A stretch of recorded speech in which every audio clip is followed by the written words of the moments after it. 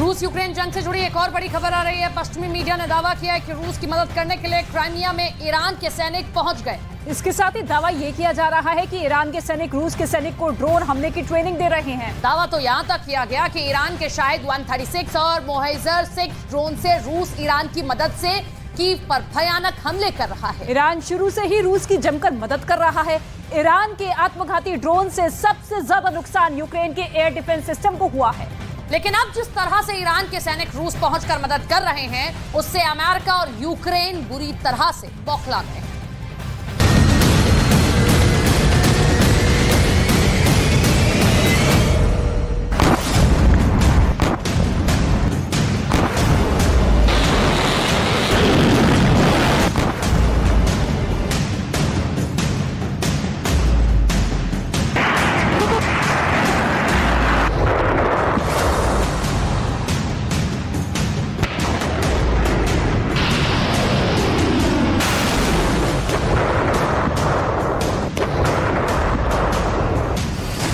इन दावों पर यकीन किया जा सकता है कि रूस के क्रेमलिन पर हुए ड्रोन अटैक का बदला रूस ईरान के ड्रोन और मिसाइलों से ले रहा है।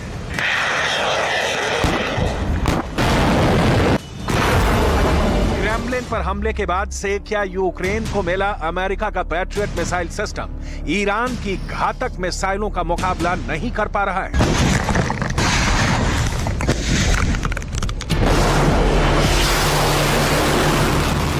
आखिर ऐसी क्या वजह है कि यूक्रेन, अमेरिका और नाटो ईरानी मिसाइलों के हमलों को छिपा रहे हैं? क्या वाकई में ईरानी मिसाइलों से रूस ने अमेरिका और पश्चिमी देशों के मिसाइल सिस्टमों को तबाह करके रख दिया है? डिफेंस एक्सपर्ट्स अब ये दावे क्यों कर रहे हैं कि ईरान के ड्रोन हमले कामयाब होने के बाद से ईरान ने रूस को हजारों मिसाइलें हमला करने के लिए दे दी हैं? दावा तो यहां तक किया गया है कि ईरान ने रूस को अपनी फतेह 110 और ज़ुल्फ़ाकार मिसाइल दे दी है, जिसने यूक्रेन और नाटो के डिफेंस सिस्टम को भारी नुकसान पहुंचाया है।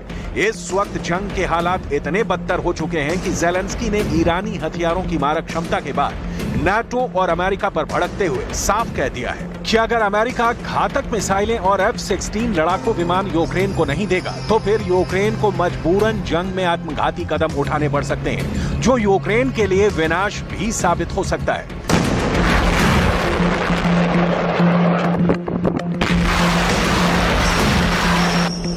पुतिन के दफ्तर क्रेमलिन पर हुए ड्रोन अटैक के बाद से पूरी दुनिया तीसरे विश्व युद्ध के मुहाने पर पहुंच चुकी है।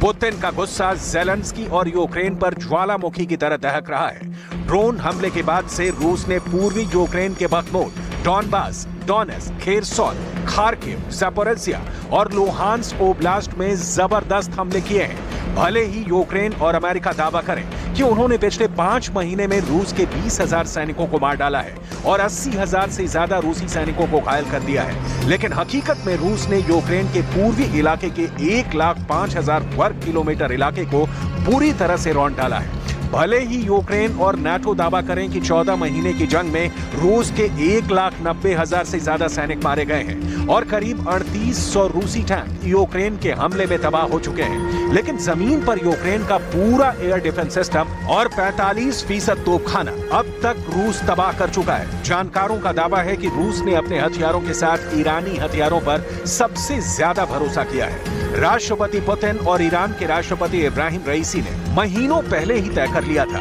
कि एक बार यूक्रेन को हराने के बाद अमेरिका, नाटो और यूरोपीय देशों से हिसाब किताब पूरा किया जाएगा। शायद यही वजह है कि ईरान आंख मूंद कर अपने देश को दांव पर लगा चुका है। इस वक्त ईरानी बंकर में रखे घातक मिसाइलें, बम और ड्रोन लगातार रूस पहुंच रहे हैं। ईरानी जनरल खुद चुन चुन कर अपनी मिसाइलें रूस को दे रहे हैं। पहली नजर में ईरान के हथियार बंकर किसी फिल्मी मूवी का नजारा लगते हैं, लेकिन हकीकत में ये कोई चीनी सेना की तरह प्रोपेगेंडा फिल्म नहीं है, बल्कि हकीकत में ईरान के ये घातक हथियार बंकर में भरे पड़े हैं, जो इस वक्त यूक्रेन जंग में रूस की सबसे बड़ी ताकत बन चुके हैं। यूक्रेन, अमेरिका और नाटो के लिए ईरानी मिसाइलें काल बन चुकी हैं। अब वॉर जोन से जो खबरें आ रही हैं, उसके हिसाब से ईरान रूस को जबरदस्त हमला करने के लिए बेहद घातक मिसाइलें देने जा रहा है। जबकि ईरान की कुछ मिसाइलों से रूस ने हमले भी शुरू कर दिए हैं। दावा तो यहां तक किया गया है कि रूस ने ईरानी हथियारों से यूक्रेन का धुआं निकाल कर रख दिया है। क्रेमलिन पर सिर्फ दो ड्रोन से हमला हुआ था। रूस ने तो यूक्रेन के 9 शहरों पर ईरानी ड्रोन और मिसाइलों से भयानक हमले करके यूक्रेन के 9 शहरों को कब्रिस्तान बना दिया है। जरा देखिए कैसे। रूस क्रेमलिन ड्रोन अटैक का बदला ईरान की घातक आत्मघाती मिसाइलों से ले रहा है।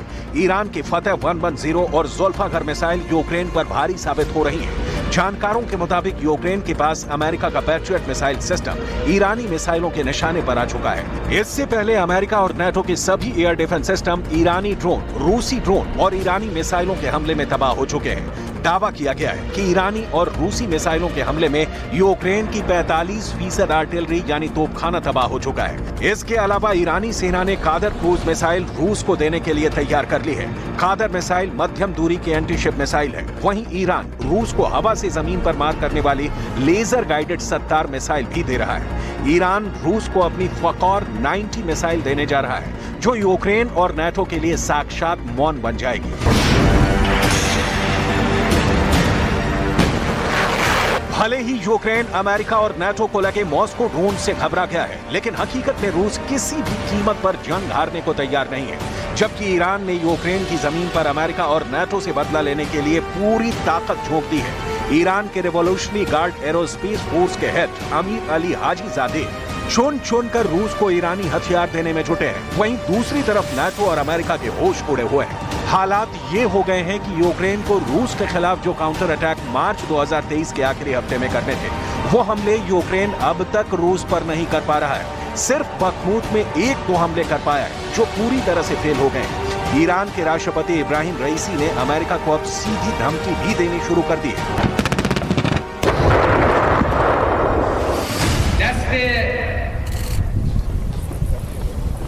توانای نیروهای مسلح ما به گرمی می‌فشارد. هر دستی که امروز در منطقه بخواهد امنیت را برای منطقه حفظ بکند و کشورهای منطقه و حضور रूस ने 36 घंटे में जिस तरह से ड्रोन अटैक का बदला लेना शुरू किया है, उससे यूक्रेन के होश उड़ गए हैं। हालांकि डॉनबास, डोनेट्स्क और क्राइमिया में यूक्रेन बाजी पलटने के लिए काउंटर अटैक की तैयारी कर रहा है। लेकिन दिक्कत यह है कि नाटो और अमेरिका के घातक हथियार बहुत देर से यूक्रेन पहुंच रहे हैं, जबकि रूस के पास ईरान की वजह से हथियारों की कमी नहीं है। ईरान 2 से 3 महीने पहले ही तोप और टैंक के लिए रूस को 3 लाख गोले और 10 करोड़ गोलियां दे चुका है। वहीं यूक्रेन को जो हथियार नाटो, अमेरिका और यहां तक कि पाकिस्तान से मिले हैं, वो एक एक करके रूस तबाह करता जा रहा है। ईरान ने तो कसम खा ली है कि या तो रूस जीतेगा या फिर रूस और ईरान दोनों तबाह होंगे। इसीलिए ईरान हथियार सप्लाई करने में कोई कसर नहीं छोड़ रहा है। पहले आप ये देख लीजिए कि नाटो के 31 देश, पश्चिम के 50 देश और पाकिस्तान जैसे बर्बाद देशों से जो हथियार यूक्रेन को मिले हैं, उनका हाल रूस ने जंग के मैदान में क्या किया है, जरा देखिए। सबसे पहले ये जान लीजिए कि जिस बाजे गाजी के साथ अमेरिका का हिमार्स रॉकेट सिस्टम यूक्रेन भेजा गया था, उस हिमार्स रॉकेट को रूस ने बुरी तरह से तबाह कर डाला है।